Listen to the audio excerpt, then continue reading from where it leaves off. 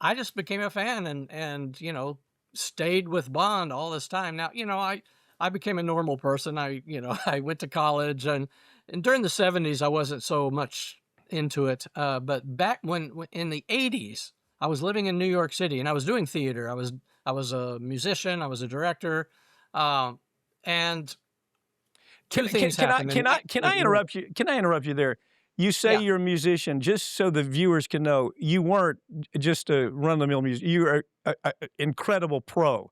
Matter of fact, they can go to video. They can watch you on YouTube now. that's You right. I have a produce, YouTube and channel. I Yeah. watch it and I go, my God, you had that option too. So Yes, I did. rather than buying that option, what happened? What happened? Well, I studied theater in college, and so I wanted to be a director, but I was doing music sort of as a sidetrack, and people would get me to do music for their theater shows.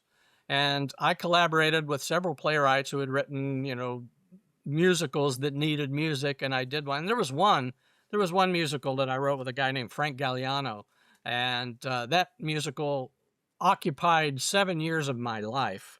Mm, Um, as we did 6 productions across the country, mm, including 3 in New York.